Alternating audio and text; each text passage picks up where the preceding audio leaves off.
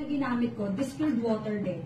So, suppose na itong baso ng tubig na may distilled water, ito yung katawan mo nung bago kang panganak.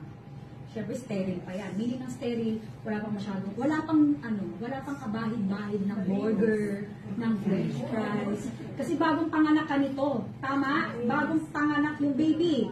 Diba? Yan. So ngayon, habang natututo ka, lumalaki ka, habang natututo kang kumain ng mga solid foods and all, ganyan. So ngayon, nakokontaminate yung katawan mo sa mga toxins, stress, coming from stress, di ba, iniwan ka ng jowa mo, ng asawa mo, kaya hindi ka nakagraduate, hindi ka kaya ng utang, di ba, nag-injang ka, etc. etc. So lahat ng stress, toxins, galing sa lahat ng mga unhealthy na mga lifestyle mo, na-contaminate yung katawan mo, so nadumihan.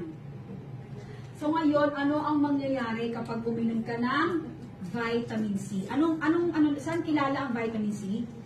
Saan siya kilala? At naalala nyo? Kilala siya as king of all antioxidants.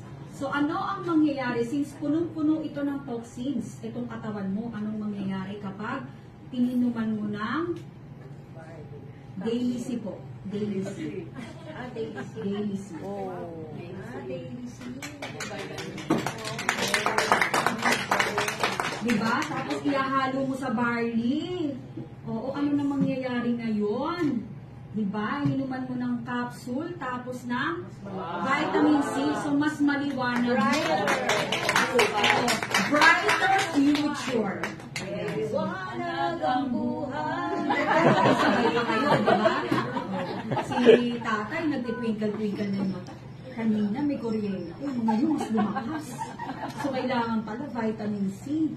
Yung sikreto, ginawang generator.